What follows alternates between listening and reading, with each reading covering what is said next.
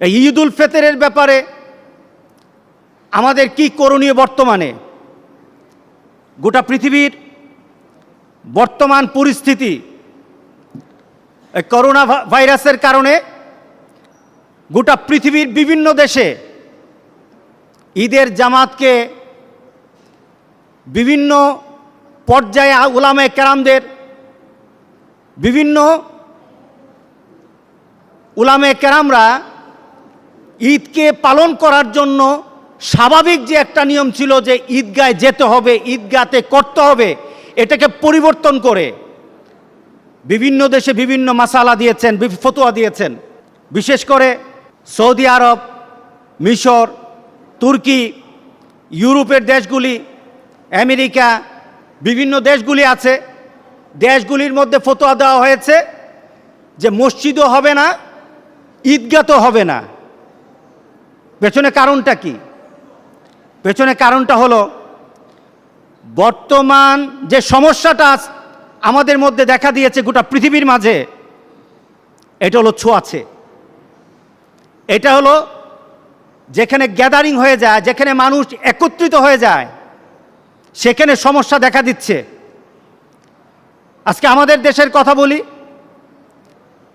আজকে বাজারগুলির মধ্যে মানুষের ভিড় বেড়ে গেছে। বাজারগুলি যখন খুলে দেওয়া হলো, ভিড়ও যখন বেড়ে গেল, তখন এই কোভিড-19 রোগীর সংখ্যাও বেড়ে গেল, মৃত্যু হারও বেড়ে গেছে। মৃত্যু হারও বেড়ে গেছে। শুধু একটাই কি, যে সোশ্যাল ডিস্টেন্স না থাকার কারণে, সামাজিক দূরত্ব না থাকার কারণে। কারণ রোগটাই হলো ছোঁয়াচে, অন্য কোনো কারণ নেই। ছোঁয়াচে, কারো হয়ে গেল, সে যদি আরেকজনের পাশে চলে যায় তারও হয়ে যাবে। এই যে একটা সমস্যা গোটা পৃথিবীর মাঝে, এই সমস্যা যেন মুসলমানদের কোনো কারণে বেড়ে না যায়, এর জন্য পৃথিবীর বিভিন্ন দেশের উলামায়ে কেরাম এই সিদ্ধান্ত দিয়েছেন যে ঈদের জামাত যার যার বাড়ির মধ্যে হবে। ওনারা ওনাদের আঙ্গিকে কথা বলেছেন, কারণ ওনাদের মসজিদগুলি পর্যন্ত বন্ধ। সৌদি আরবের মসজিদগুলি বন্ধ, বিভিন্ন দেশের মসজিদগুলি বন্ধ করে দেওয়া হয়েছে। ওনারা ওনাদের আঙ্গিকে বলেছেন, এবং করার মতো মাসালাও আছে, করার মতো সুযোগও আছে, করার মতো সেই ধরনের পরিবেশও আছে। কিন্তু আমাদের দেশের জন্য উলামায়ে কেরামদের থেকে যেই মাসালা এসেছে, যেই এবং সরকারিভাবে ধর্ম মন্ত্রণালয়, ধর্ম বিষয়ক মন্ত্রণালয় আমাদেরকে যে ঈদ পালনের জন্য যে প্রজ্ঞাপন জারি করেছেন, সেখানে ইসলামী ফাউন্ডেশন এবং বাংলাদেশের উলামায়ে কেরামদের সম্মিলিত মতামত অনুযায়ী ওনারা বলেছেন ঈদগাহে জামাত হবে না, ঈদগাহে জামাত হবে না। মসজিদে জামাত হতে হবে। জুমার নামাজ যেভাবে আমরা একটা ডিস্টেন্স রেখে রেখে দাঁড়াই, জুমার নামাজ পড়তে গিয়ে আমরা যেভাবে একটা দূরত্ব বজায় রাখি, ঠিক ওইভাবে ঈদের জামাতও ঠিকভাবে ওইভাবে পড়তে হবে। দ্বিতীয়ত, প্রত্যেক মুসল্লিকে মাস্ক পরে আসতে হবে, এটা সরকারি প্রজ্ঞাপন। সুতরাং ঈদের জামাত মসজিদে হবে, এটা ফাইনাল বাংলাদেশের জন্য। তবে হয়তো দেখা যাবে বাংলাদেশের অনেক লোক মসজিদও যাবে না। অনেক লোক চিন্তা করবে পরিবেশ, হয়তো আমাদের গ্রাম অঞ্চলে আমরা একটু ভালো আছি আলহামদুলিল্লাহ, কিন্তু শহরের অনেক জায়গায় এমন হয়ে গেছে ঘর থেকে বের হবে না। 5 ওয়াক্ত নামাজ আদায় করার জন্যই মসজিদে আমরা আসতে পারি না, ঈদের জামাতের জন্য মসজিদে আসব, এই ভাবনা হয়তো অনেকের মাঝে আসবে না। তাদের জন্য কি করা? তাদের জন্য দুটো পদ্ধতি আছে, দুটা পথই আপনি দুইটা পথ বেছে নিতে পারেন।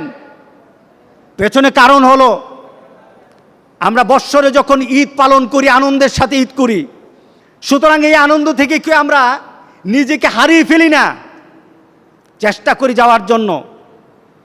এখন যেতে পারল না, তখন তার ভিতরে একটা চিন্তা আসলো যে আরে আমার তো যাওয়ার মন চাইছিল, যেতে তো পারি নাই। না যাওয়ার ভিতরে তার একটা ভিতরে বেদনা থেকে যাবে। ইসলাম বলে যে তোমার জন্য আমি কোনো জিনিসকে কঠিন বানিয়ে দেব না। রাসূল সাল্লাল্লাহু আলাইহি সাল্লাম এভাবে বলেছেন, দিনকে কিভাবে সহজ করে দেওয়া হয়েছে যে ইয়াসসিরু ওয়ালা তুআসসিরু, বাশশিরু ওয়ালা তুনাফফিরু।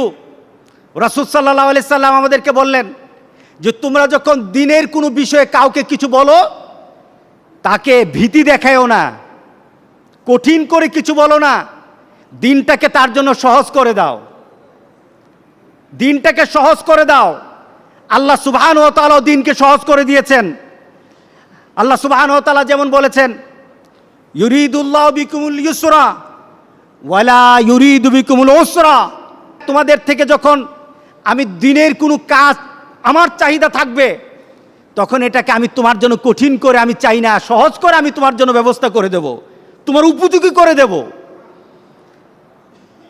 যেমন আমরা নামাজ আদায় করি, নামাজের মধ্যে দাঁড়িয়ে নামাজ পড়া কি?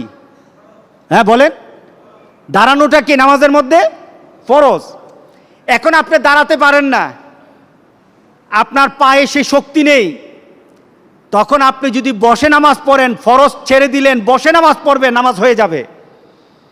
বসতে পারছেন না, আপনি মাটিতে বসে যেতে হবে, শুয়ে যেতে হবে, আপনি শুয়ে শুয়ে নামাজ আদায় করবেন, হয়ে যাবে।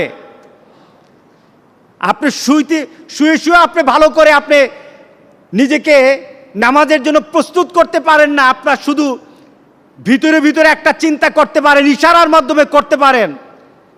রাসূল সাল্লাল্লাহু আলাইহি সাল্লাম বললেন তোমার জন্য ওইটাই নামাজের হক আদায় হয়ে যাবে, ইশারার মাধ্যমে আল্লাহ সুবহানাহু ওয়া তাআলা নামাজ কবুল করে নেবেন। পরিবেশ অনুযায়ী আল্লাহ সুবহানাহু ওয়া তাআলা ইবাদতকে বান্দার জন্য সহনশীল করে দেন, বান্দার জন্য সহনশীল করে দেন।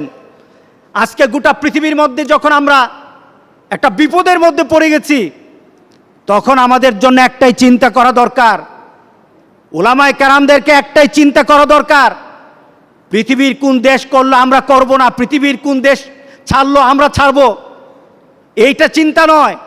বরঞ্চ যদি এটা শরীয়তের কোনো বিধিবিধান হয়ে থাকে, উলামায়ে কেরামদের জন্য এটা কর্তব্য সাধারণ মানুষের জন্য ইবাদতগুলিকে সহজ করে দেওয়া, সহজভাবে বর্ণনা করা, সহজভাবে উপস্থাপন করা, যেটা এইভাবে আদায় করা যায়।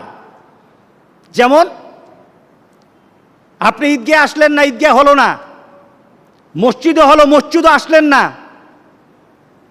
এখন বাড়িতে আছেন, মনে মনে চিন্তা করলো যে আমাদের এলাকায় লকডাউন করা আছে, আমি বের হব না। কারণটা কি? ঈদের জামাতটা হলো আমাদের কাছে হলো ওয়াজিব, আবার কারো কাছে সুন্নতে মুআক্কাদা। এখন আপনি চিন্তা করলেন যে ওয়াজিবের কারণে ঘর থেকে বের হব না, আল্লাহ মাফ করে দিবেন, কিন্তু ভিতরে ভিতরে চিন্তা হলো যদি পালন করতে পারতাম। তখন আপনার জন্য দুইটা অপশন চলে আসে। গোটা পৃথিবীর অধিকাংশ আরব দেশের আলেমদের মতামত হলো যে বাড়ির ভিতরে বাড়িতে আপনি ঈদের জামাত আদায় করতে পারবেন, খুতবা লাগবে না। আরব দেশ করে নিবে, পৃথিবীর বিভিন্ন দেশে এভাবে পালন করে নিবে, আপনিও জানবেন, আপনার সন্তানেরা জানিয়ে দিবে। কি বলেন, জানবেন না? যারা বিদেশে আছে তারা বলবে আমরা তো বাড়িতে ঈদের জামাত পড়েছি, ওরাও আপনাদেরকে জানিয়ে দিবে। কিন্তু কোনো কারণে যখন আপনি যেতে পারলেন না, মনে মনে চিন্তা করবেন যে আমি তো মাহরুম হয়ে গেলাম ঈদের জামাত থেকে এই বছর। আপনার গণনা করা দরকার নাই। আপনি যদি মনে করেন আপনি ঈদের জামাত পড়তে চান, তাহলে পড়তে পারবেন, বাড়িতে আদায় করতে পারবেন, খুতবা লাগবে না। যেভাবে ঈদের জামাত পড়া হয় ওইভাবে আদায় করে নেন।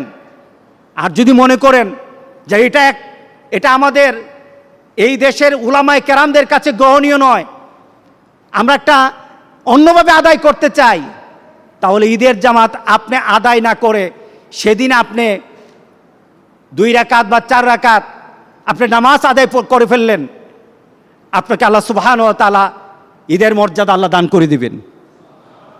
তাহলে ঈদের দিন আমরা কোনো ইবাদতহীন থাকবো না। যদি আপনি মনে করেন ঈদের জামাত পড়বেন, তাহলে মসজিদে আসতে পারেন, একটা সামাজিক দূরত্ব রেখে রেখে আমরা জামাত পড়বো ইনশাআল্লাহ।